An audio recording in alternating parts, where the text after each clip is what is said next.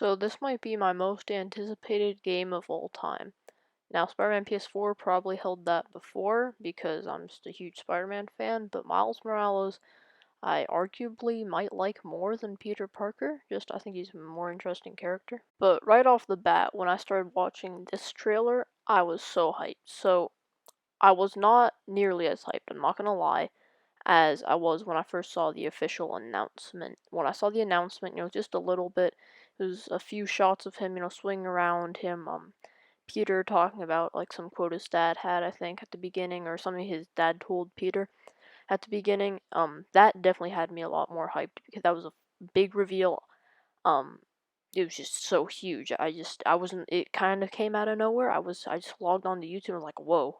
But this game I'm probably going to like more than Spider-Man PS4. Now, before I break down the story and everything think that will be great in the story and just the game itself, let's just look at something.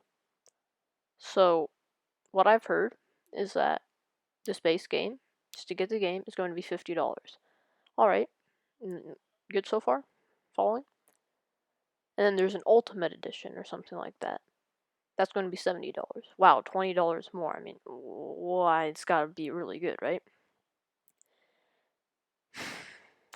What you get with the Ultimate Edition is this game. Maybe some other stuff too, I don't know. But then, for $20, this is a steal. Holy moly. You get Spider-Man PS4, Marvel Spider-Man, whatever you want to call it. Marvel Spider-Man PS4 if you want to. You know the game I'm talking about.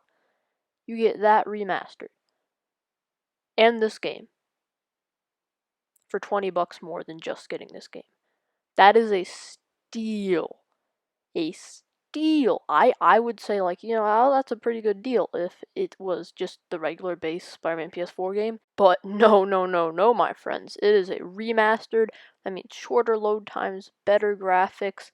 It's a remastered version of that game, only for $20 more. And I doubt that that's all it might come with, like a steel bookcase. If that's what you call those bookcases, I don't know. But the steel case that comes with it was like a cool logo and stuff. An art book. I'm just looking at what Spider-Man PS4 got. Probably a statue, I'm assuming, as well. So, other stuff will also probably come with it. But that's such a steal. For $20 more. Like, honestly, toss a statue in there, and actually, not even a statue, just toss a steel case in there.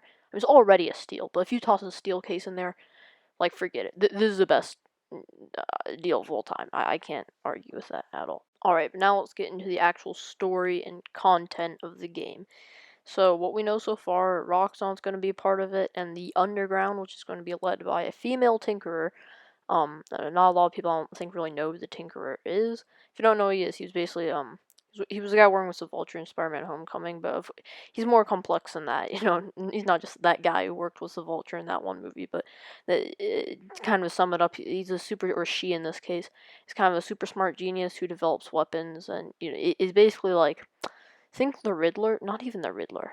What's like a Batman villain I could compare it to? I can't really think of anyone at the time, but someone that creates weapons. I can't really think of anyone else to compare it to, but not even necessarily always weapons, but if you remember in Spider-Man: Homecoming, the weapons that the Vulture had, the wings and his suit and all, that of course was the Tinkerer, sorry, helped put that together. So he's basically a super genius. No, not really. Superpowers? No, not really.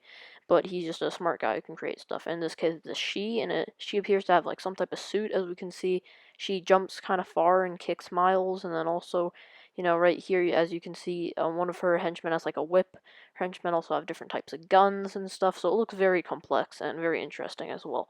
So I'm excited to see what they have there. My favorite color is purple, so this bright neon purple, same as Gotham Knights. Just, oh man, it's perfect. Just totally, utterly beautiful and perfect. But yeah, so for back to the plot with Roxxon and everything. So Roxxon's a big company.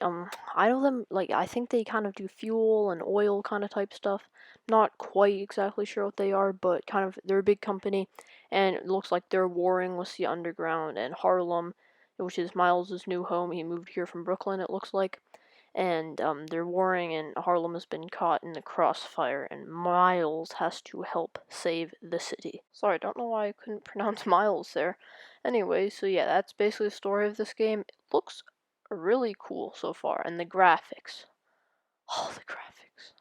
If I could marry graphics, yeah. The graphics look amazing, and I'm super excited to see the Spider-Man PS4 remastered version, because that game has these graphics.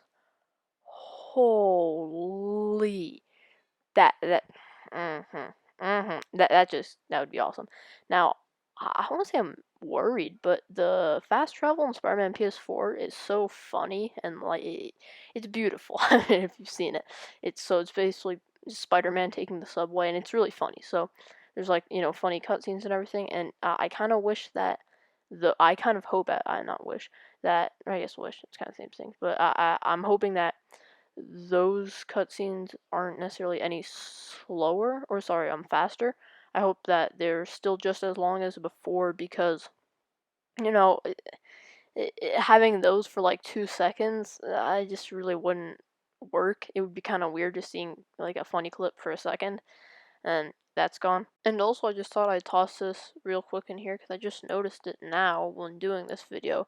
There's this weird web zip point, and it's just at this random spot on the ground. So maybe I'm remembering incorrectly, but in Spider-Man PS4, it would always be like on a wire or on a lamp post, like a street light or something like that.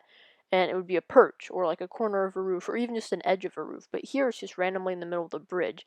And again, this could just be worthless and I'm remembering incorrectly, but if my memory serves me correctly, then that shouldn't be there. The only reason it would be there is if they were aiming, pressing and holding in L2 and aiming, but then time would also slow down since they're in the air. So yeah, I don't know. Maybe I've just done goofed and am remembering incorrectly, or maybe that's a new feature. That it kind of just randomly auto selects points for you to zip down to like that. Hey guys, look, it's Spider-Man holding two things together. So yeah, that's pretty much about it. All I really gotta say about this game. Oh yeah, real quickly though, the pre-order bonus. I already talked about the Ultimate Edition earlier. The pre-order bonus looks pretty promising, honestly. So you get the tracksuit, which is an acronym. We don't know what it stands for yet. We get another suit, and then a gravity well device. Is that just a renamed version of the gravity web? Or anti-grav or whatever it's called. You know what I'm talking about. From Sorry, PS4. I guess we'll just have to wait and see. 3 extra skill points. That's pretty epic, and hopefully comes with, like I said, was the Ultimate Edition. Maybe some art, maybe a steel case. I don't know, something like that, or a statue. A statue would also be cool. Did I say gravity well device earlier? By the way, I think I did. I did, didn't I? I meant to say gravity well gadget. Yeah. So all that being said, have a great day and stay awesome. Spider-Man, Spider-Man, Miles is the best Spider-Man. You can fight me on that, but it is a given fact. That's right, he's the best Spider-Man. Spider-Man, Spider-Man, Miles is the best Spider-Man. Why do I like to sing? Oh dang, I am still recording.